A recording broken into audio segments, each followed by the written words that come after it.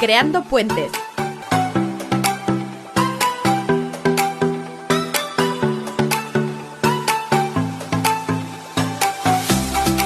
Hola, buenas tardes. Hoy buenas tardes porque es por la tarde que realizamos la entrevista aquí en Creando Puentes en el Casal de Diagonal Mar. Con nosotros tenemos a Mar Alarcón. Hola. Hola, buenas tardes. Y a nuestros colaboradores. Hola. Hola. Hoy vamos a hablar sobre una entrevista muy interesante, el modelo House and First. Yo no lo conocía y es muy interesante, espero que os guste mucho. Y para hablar de todo ello, ¿no?, es sobre la situación de personas que viven sin hogar. Estamos viviendo una situación que yo creo que esto debe de haber aumentado. Y tenemos con nosotros a Mar Alarcón, educador social, que trabaja en Sant Joan de Déu, ¿no? Sin más, le paso la palabra a María José, que ya tiene las preguntas preparadas. Hola, Mar. ¿Quién es el responsable de su implantación aquí en Barcelona? Bueno, aquí en Barcelona se implantó, fue el primer proyecto municipal de Housing First que se hizo en el Estado español y lo implantó el Ayuntamiento. El equipo técnico y político del Ayuntamiento descubrieron que existía esta metodología y decidieron montar un proyecto por aquí. Y todo esto se hizo en el año 2015 y desde entonces el proyecto está en marcha. ¿Hay en otros municipios catalanes y españoles?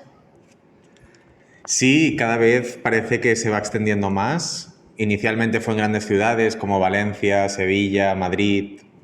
No tanto proyectos municipales, muchas veces son más entidades del tercer sector que deciden iniciar sus propios proyectos. Se financian muchas veces con dinero público, pero no siempre son del propio ayuntamiento. Y poquito a poquito también empieza a aparecer Housing First en ciudades más pequeñas. Por ejemplo, ahora en el Prat acaban de abrirse pisos, en Lleida también hay algún piso. Poquito a poquito parece que se va extendiendo. ¿A quién va destinada la metodología Housing First?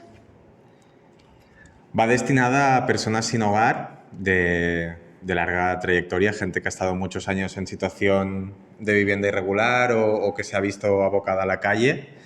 Y en general son personas, el modelo hasta ahora para atender a las personas sin hogar era como un modelo de escalera, en el que la persona inicialmente entraba en un albergue de primera acogida, tenía que cumplir unos criterios muy concretos, de allí podía entrar a un albergue de con un poquito más de temporalidad, tenía que conseguir otros objetivos, luego pasaba a otro en el que ya tenía que conseguir un trabajo y poder mantenerse independientemente, cosa que muchas veces no pasaba, y si no era volver a empezar. Entonces era circular.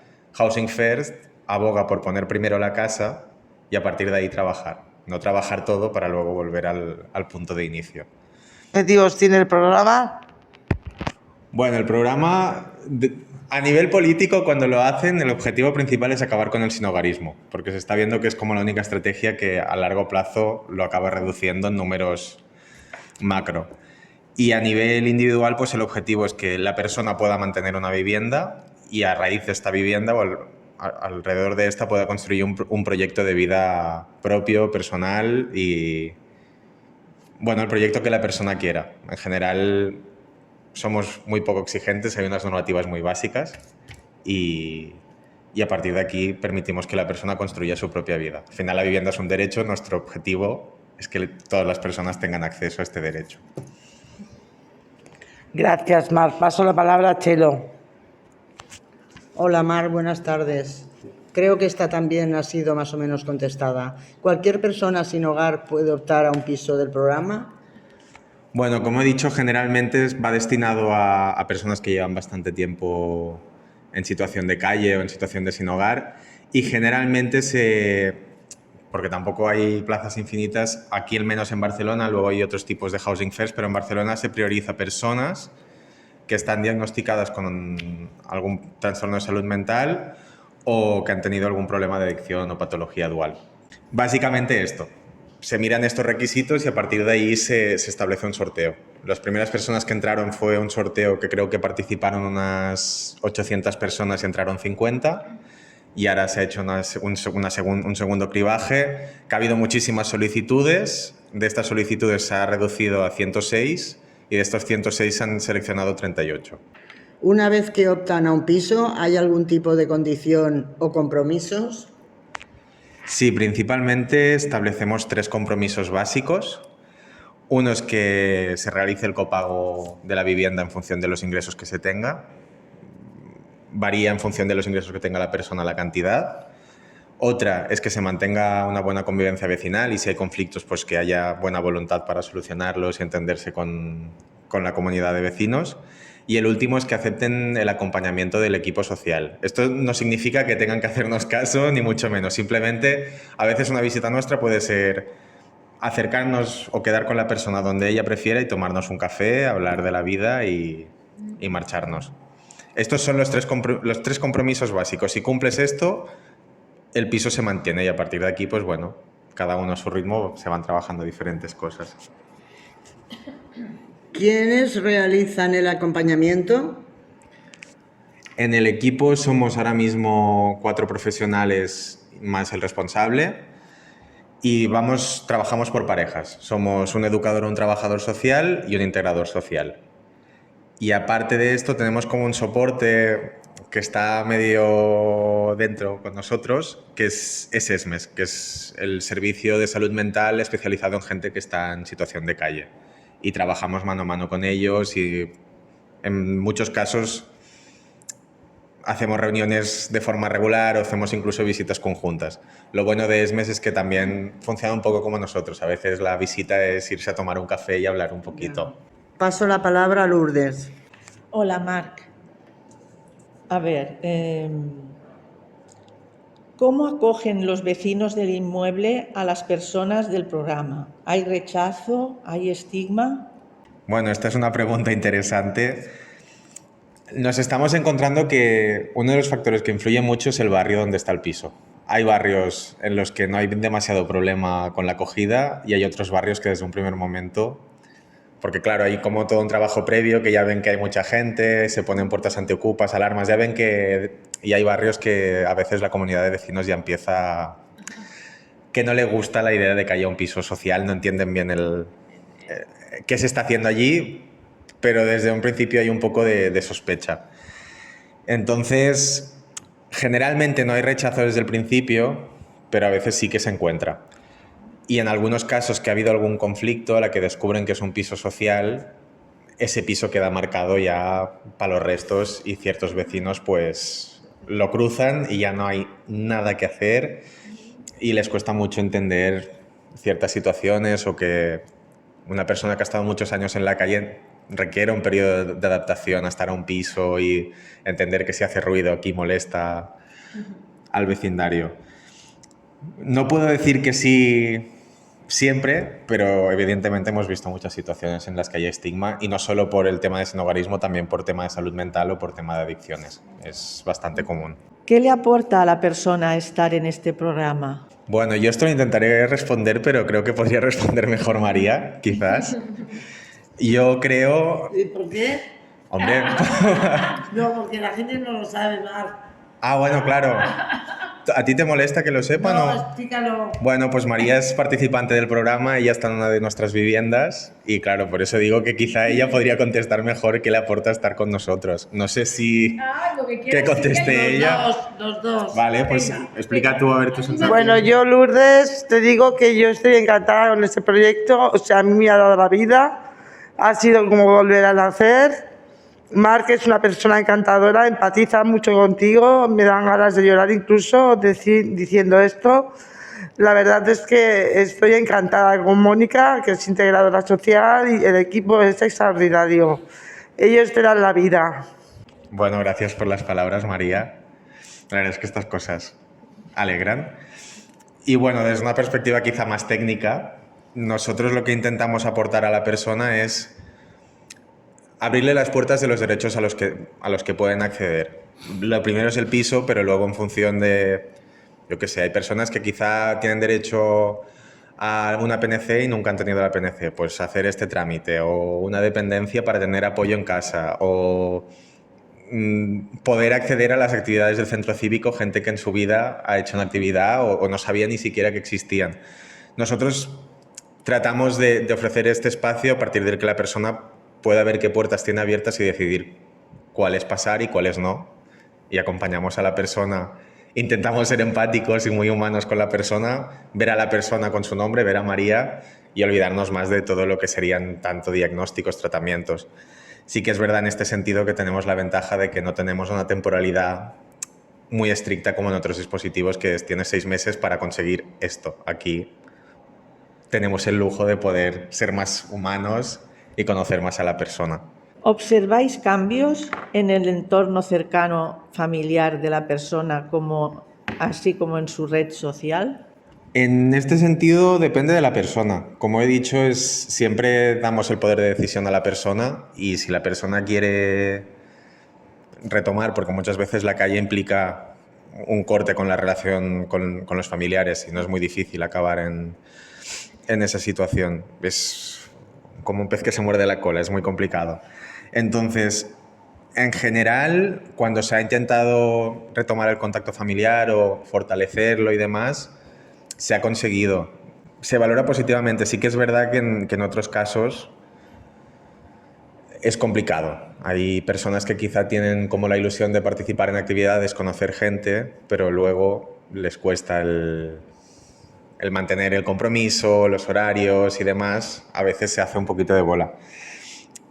Y en cuanto a red social, sí que es verdad que la mayoría de personas, después de un año o así, empiezan a conocer a gente, aunque sea el dueño del bar, el que vende la lotería, no sé qué, ya empiezan a hacer un poquito de red y tener gente con la que hablar sin que les vean solo como una persona sin techo, sino que son un vecino más, y esto mucha gente le da muchísimo valor. Bueno, ahora le paso la palabra a Alex. Hola. ¿Podrías contarnos alguna anécdota con las personas a las que acompañas? Sí, la verdad es que hay muchas. A mí una de las que más me gusta y que además se va viendo es el momento de entrada en el piso, que bueno, es un momento como increíble para la persona a la que acompañas. Y a las personas que lo he visto están pletóricos y al mismo tiempo asustados. Hay gente que no se lo cree y te preguntan que dónde está la trampa y que cuándo les van a echar. Y creo que es algo que en este programa se ve, porque claro, además firmamos un contrato en el que el titular es la persona. Es una persona que viene de una situación muy vulnerable y pasa a tener un contrato a su nombre. Y sé que no es una anécdota como tal, pero es muy bonito y creo que merece la pena pues recuperarlo. Sí, también se van a ir aumentando el número de pisos en el programa. Inicialmente eran 50 pisos, de los cuales 25 gestionamos San Juan de Dios y 25 Suara. Ahora va a aumentar el número en 26. De momento aumentan pisos, no aumentan los recursos humanos. Ya veremos cómo... O sea, ¿26 más? ¿26 pisos más? Sí, 13 y 13. 13 para cada lote. Y bueno, la idea es ver cómo va funcionando y si sigue yendo bien, porque claro, ahora el programa ya lleva 7 años. Si sigue funcionando, pues la idea es que vaya creciendo más. En la época del COVID-19, ¿cómo se ve afectado mucho tu trabajo? Bueno, yo la época del COVID lo hablé con mis compañeros porque vi que estaba la pregunta y me parecía interesante. Yo en ese momento aún no estaba trabajando aquí, aún estaba terminando la carrera. Y bueno, sí que se vio muy afectado. Uno, porque cortó muchos procesos, los dejó a medias, cortó también dinámicas que se habían establecido de hacer encuentros todas las personas de los pisos para encontrarse a hacer una comida, una cena, celebrar San Juan, porque es Juan de Dios. Y además hacer el acompañamiento pues se hizo mucho más difícil. Esa ansiedad que teníamos todos y todas estando confinados, pues se tenían que acompañar a 25 personas confinadas con sus ansiedades, sus miedos, y sí, fue bastante duro. Por lo que dicen, muy desgastador a nivel emocional, porque claro, ellos también estaban desgastados a nivel personal, entonces fue duro.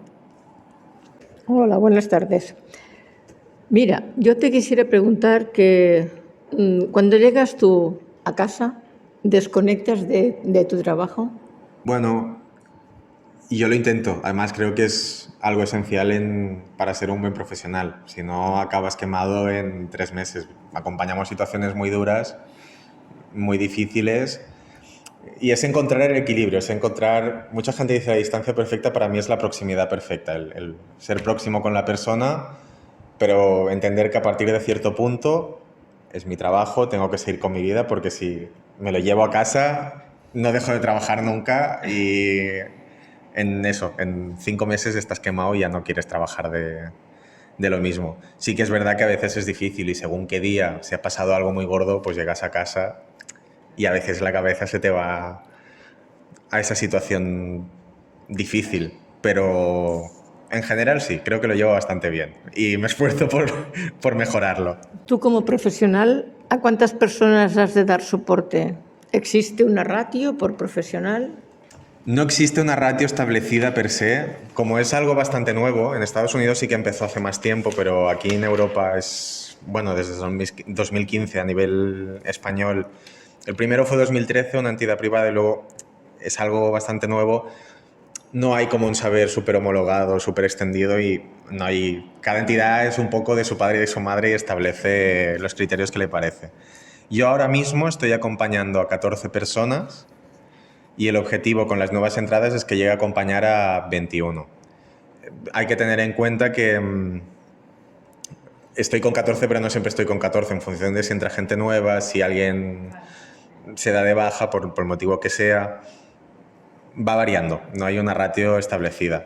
Sí que es verdad que en según qué casos 21 personas puede parecer que tampoco es muchísimo, pero en según qué casos puede acarrear muchísimo trabajo. Porque además es eso, no solo trabajo con la persona, también de cara a las coordinaciones con terceros actores y demás, porque a veces nos encontramos servicios de salud que si hay un piso ya está todo solucionado y luego muchas veces hay más cosas. ¿Cuántos profesionales, cuántos equipos tenéis dentro de...? Bueno, es lo que comentaba antes, somos un equipo de 5, nos dividimos en 2 subequipos de 2 y luego está el responsable de programa. Y aparte tenemos el equipo de ESMES, que sí que trabajamos en general con todos, pero hay una psiquiatra y una enfermera que son como las referentes en nuestro programa.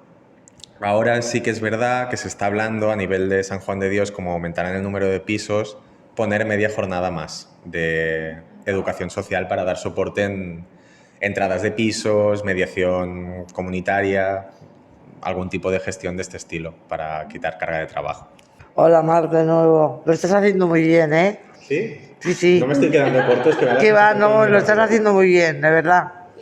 ¿Faltan más profesionales para dar soporte al programa? A ver, yo creo que si fuéramos más, mejor, porque podríamos destinar más tiempo a conocer a cada persona y acompañar cada situación con el tiempo que se merece. Porque, por ejemplo, hay semanas que quizá salen urgencias, cosas que se tienen que atender ya, y siendo 2 subequipos, hay personas a las que no puedes ver. Y a veces se da la situación de que a una persona, pues tardas, si se tiene que hacer una visita semanal, pues tienes que esperar 2 semanas o 3. Entonces, no es lo normal, pero a veces pasa. Yo creo que 4 manos más estarían muy bien. Pero bueno, eso es hacerle la carta a los reyes. ¿Crees que hay estigma sobre las personas sin hogar? A nivel general creo que sí, que hay muchísimo. Y nosotros lo vemos muy, muy a menudo, a diario. De hecho, hay algo que a mí me sorprendió mucho cuando empecé a trabajar con las personas sin hogar, es que muchas veces vas a los dispositivos y contigo nos ha pasado. Y no te miran a ti cuando te hablan, me miran a mí. Sí, en el médico nos ha pasado.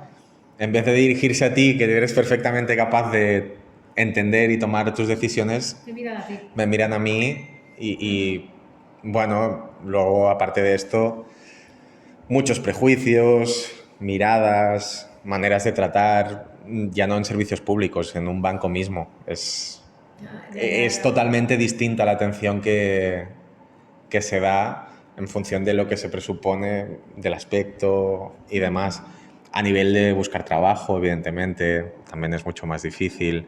Yo creo que hay muchísimo estigma. Desde tu experiencia profesional en este proyecto, ¿qué ha cambiado en tu forma de ver el mundo? Bueno, me he puesto un poco los pies en el suelo y entender, porque claro, yo cuando llegué me interesaba el modelo Housing First y pensaba, el piso lo soluciona todo. Y entender que el piso es la base, pero que no soluciona el mundo y es importante trabajar constantemente y respetar a la otra persona y mantener su ritmo, que es algo que este programa permite. Me ha permitido, a nivel ya más personal, eso, tomarme las cosas con más calma, no tener prisa por conseguir esto que yo creo que es importantísimo, porque al final las cosas van fluyendo y te lo puedes tomar todo con más calma, sin parar de trabajar, pero sin tener prisas por llegar a algo, porque si te fuerzas, tampoco estás bien. No sé si es un gran aprendizaje, pero... Gracias, Mar. Paso la palabra a Consuelo. ¿Qué consejo le darías a un educador que empieza a trabajar en el programa? Pues el consejo tiene que ver con lo que acabo de decir, que es un poco, deja que las cosas pasen y no las fuerces. Acompañar desde la posibilidad de que pasen las cosas, no desde la imposición. A veces yo creo que desde la posibilidad se acaban consiguiendo cosas mucho mejores y mucho más grandes para la persona que desde la imposición y desde mi saber, entre comillas, experto, porque creo que nadie es experto en la vida de otro. Ay, gracias. ¿Qué es lo que te gusta más de tu trabajo? Pues un poco el hecho de que cada día es bastante una aventura. Nosotros nos reunimos el lunes, decidimos, hacemos la planificación de visitaremos a esta persona tal día, esta otra tal día. Tenemos que hacer la coordinación allí. Y aparte del lunes, que sé que me voy al despacho y hago todo esto, el resto de días sé más o menos el horario, pero no sé cuándo termino y cada semana es diferente y surgen cosas diferentes y como acompañamos desde donde decía la persona, en el piso, pues van surgiendo cosas. Es divertido y es muy difícil aburrirse en este trabajo. ¿Y lo que menos? Pues quizá lo que más me cuesta es coordinarme con otras entidades a veces, porque parece que las cosas se encallan, hay cosas que para mí son de cajón, que no funcionan, y sobre todo ves que no todos los sitios, o no todas las personas, yo creo que en todos los sitios hay de todo, hay personas que a veces les cuesta mucho conectar con la persona a la que están atendiendo y son muy frías. Y a mí esto, personalmente, es de las cosas que más me cuesta y mantener mi rol de acompañante y no decir, oye tú, ¿por qué estás haciendo? Es lo que más me cuesta y lo que menos me gusta. ¿Cuál crees que es la cualidad más importante para ejercer tu trabajo? Ahora pecaré un poco de institucionalidad de San Juan de Dios, pero tienen un valor que es la hospitalidad, que yo cuando llegué a San Juan de Dios nunca me lo había planteado. Y creo, cuando la entendí, creo que es la cualidad más importante, hospitalidad entendida en el estar abierto a recoger todo lo que el otro tiene y a permitirle eso, trabajar con lo que tiene y con sus propios objetivos, no con los míos. Creo que trabajando en Housing First lo más importante es eso, entender que los objetivos de la persona con la que trabajas quizá no son los tuyos, quizá tú harías una cosa distinta, pero es que es la vida de la persona con la que trabajas, no la tuya. Y eso es muy importante entenderlo. Y creo que también le da riqueza, lo que decía de no aburrirse, al trabajo. Si todo el mundo hiciera lo que yo digo, estaría haciendo siempre lo mismo. Si permito que la persona decida, pues me encuentro con nuevos retos y con nuevas situaciones. Si volvieras a nacer, ¿serías educador social? Es una pregunta difícil. Me gusta mucho, pero creo que quizá me metería en algo más teórico. Me gusta mucho la filosofía y quizá me gustaría, es una ilusión y es una fantasía, pero nosotros tenemos, por ejemplo, un equipo que nos hacen supervisión cuando tenemos conflictos éticos, no sabemos por dónde tirar. Hay un señor que viene, que ha estudiado mucha filosofía. No, fue director de Benito Meni allí en Sant Boi y luego estudió filosofía, ética del cuidado, ética de la vida, bueno, y nos asesora. El Josep María Mar, ¿no? No, el Josep María es del SAER, es del Servicio Espiritual. Ah, vale. Este señor se llama José Leal y hace eso, nos asesora. Y es un trabajo que a mí, quizá en otra vida me gustaría probarlo. Yo quiero hacer una pregunta libre y es la siguiente. ¿Por qué escogiste esta profesión? ¡Wow! A ver, los motivos... Inicialmente me metí a estudiar integración social, un poco por experiencias personales. Quería conocer ciertas situaciones un poco desde una perspectiva más profesional, más técnica, poder ver cómo se trabajaban ciertas situaciones, pues eso, y cómo se podía... Inicialmente yo pensaba ayudar, Ahora pienso mucho más que yo acompaño, no es tanto una ayuda desde te doy la mano y te llevo donde... Yo acompaño donde quiere la persona. Y nada, empecé a estudiar integración social, me gustó, luego decidí hacer ciencias políticas, la carrera, empecé, también coincido con el año que se hizo lo del referéndum y todo eso, entonces no se hacía clase, era ir a la universidad y eran todo piquetes y debates. Dejé ciencias políticas porque no me acabó de gustar, hice un año sabático y ahí me di cuenta que, ostras, todo lo que había hecho en integración, las prácticas y demás, que era algo que me hacía feliz, que creo que hacía dentro de lo que cabe bien, y decidí tirar por educación social porque si soy feliz, se me da bien y tal, pues por eso lo escogí. Gracias, Marc. Cuando has hablado del piso, ¿no? Que si por ejemplo yo soy una persona, me dais un piso, resulta que no encajo en el bloque de pisos, ¿no? ¿Tengo opción a hacer un cambio en otro piso o no? Sí, es algo que está contemplado. En más de una ocasión se han hecho cambios de vivienda. Si la convivencia vecinal, por algún motivo, pues no puede continuar. Inicialmente se habló de que se podían hacer 3 cambios. Esto se habló hace mucho y como no se ha dado la situación, no sabemos lo que pasará. Pero sí, existe la opción de hacer cambio. De hecho, fue una situación un poco anómala, pero por un tema del ayuntamiento, que se cambió el convenio, se tuvieron que hacer cambios forzados porque se cambiaba la entidad que gestiona los pisos, que no es San Juan de Dios. Y entonces la persona, si concediese el piso, ¿es de por vida? En principio sí. Housing First es un recurso sin temporalidad. Sí que se está hablando mucho y se habla mucho de la posibilidad de cuando una persona ya es autónoma, el tener una salida. La cuestión es que muchas veces, bueno, sabemos cómo está el mercado de la vivienda, que es muy difícil, y ahora mismo no hay una salida per se que digas, qué guay, vamos para allá, no la tenemos. Es muy difícil. Luego sí que hay casos de personas que no han estado a gusto en los pisos o que no han querido continuar y en estos casos se les ofrece acompañamiento social a pesar de no estar en los pisos hasta que lo consideren necesario. Incluso a veces, como San Juan de Dios tiene otros programas de pisos, ha habido rotación entre programas para estar en alguno que sea más adecuado a sus necesidades y... Luego has hablado también de integración social, educador social. Yo sé que hay mucha gente que me pregunta a veces, ¿pero qué diferencia hay entre un integrador o un educador? ¿Qué función aquí haría el integrador? Como has dicho, en el equipo también hay integrador y el educador. Aquí trabajamos de una manera que a mí me gusta mucho. Educador y trabajador social tenemos las mismas funciones, 100%. Y entre integrador y educador, realmente la principal diferencia es que yo como educador llevo toda la carga... Bueno, me encargo de todo lo que serían los planes de trabajo, que al final es recoger un poco las demandas de la persona y con ella ir tejiendo, pues todo esto yo me encargo de registrarlo, de tenerlo ordenado. Si hay que hacer informes para cualquier gestión, los firmo yo. Todo lo que serían más gestiones burocráticas, más trabajo de despacho y de llamar aquí, llamar allí, lo hacemos los educadores. En lo que se refiere al acompañamiento y a la toma de decisiones, vamos a la par, integradores y educadores o trabajadores sociales. Simplemente es este plus como de responsabilidad a la hora de estas gestiones. Adelante, María José. Bueno, yo, Marc, esta mañana me he levantado y he pensado en ti y he decidido hacerte una poesía y me ha salido del alma. Ay, qué nervios. La titulo, Marc. A ti me dirijo hoy porque eres especial, Marc. Con tu sonrisa me acompañas a todo lugar, Marc. Con tu sonrisa, Marc, amortiguas los golpes que da la vida. Joven eres, pero emanas sabiduría angelical. Marc, a ti me dirijo hoy porque yo también soy especial. La burocracia contigo no tiene el mismo peso que tendría si andara sola. Tú me acompañas a todo lugar, Marc. Qué bonito, María. Luego te doy un abrazo, ¿vale? Un aplauso, ¿no? Muy bien.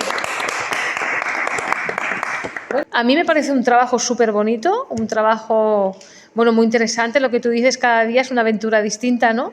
No llevas muchos años, ¿no? Entonces... No, yo aquí en Housing First, entre las prácticas que hice y trabajando, llevo 2 años y poco. O sea, ¿habías trabajado en otro colectivo como educador o no? Empecé con 17 a trabajar con chicos con discapacidad. física, cognitiva, de todo tipo. Y luego también estuve trabajando en un centro de reducción de daños con gente con adicciones. Todo esto como integrador. Sí, sí. Pues me parece muy interesante, ¿no? Y aquí aprenderás, ¿no? Aprendes mucho de la vida, ¿no? Es un trabajo muy bonito. Por lo que veo, os dejan trabajar con mucha libertad, ¿no? Muchísimo. También. Tenemos También. muchísima libertad para trabajar y eso se agradece muchísimo. Esta libertad y esta confianza que deposita en nosotros San Juan de Dios, que evidentemente, pues como cualquier trabajo, nos exigen ciertos controles y demás, pero a partir de ahí nos dan muchísima libertad para hacer, deshacer, decidir, probar. Al final es una metodología nueva y probando se aprende y se ve lo que funciona y lo que no funciona. Hay otra pregunta. Para elaborar la entrevista y todo, veía que también hay un curso de cómo aprender el modelo. Sí que lo hay, la cuestión es que no es algo homologado. En general son cursos de gente que lo ha experimentado, como si yo dentro de 5 años me lo monto, o de entidades. Y das como consejos, ¿no? Sí, de hecho, en este sentido me queda a mí muy lejos, pero sé que a nivel más institucional hay ciertos conflictos entre instituciones porque cada una dice tener el ingrediente secreto de lo que es Housing First. En este sentido, cada vez hay una entidad que se llama, bueno, el Hub de Housing First europeo, que también incluye Australia y, bueno, estas cosas, está haciendo cada vez más esfuerzos para que haya foros internacionales en los que nos reunamos todos los que trabajamos bajo esta metodología y establezcamos un poco qué es Housing First. Y bueno, yo estoy en un grupo de estos. De momento solo he estado en una reunión, empecé hace nada. Y es curioso porque cada país, incluso en el mismo país, cada recurso, tienen unos principios básicos porque sí que hay una guía europea de Housing First, eso es impepinable y todos nos regimos por eso, pero claro, todo eso es interpretable y los recursos económicos o materiales también son distintos en cada lugar. Entonces, en un lado y en otro acaban siendo lo mismo pero muy diferente y se está haciendo esfuerzos para poder hacer algo como homologable o algo que todos sepamos que es Housing First o establecer tipologías de Housing First, de si lo hacemos así es tal, si lo hacemos así es cual. Está muy bien. Se te ve muy contento con el trabajo mientras lo explicas. María José, gracias por esta entrevista, porque ha sido a través de ella que le ha venido Marc. Yo desde aquí le pido un aplauso fuerte.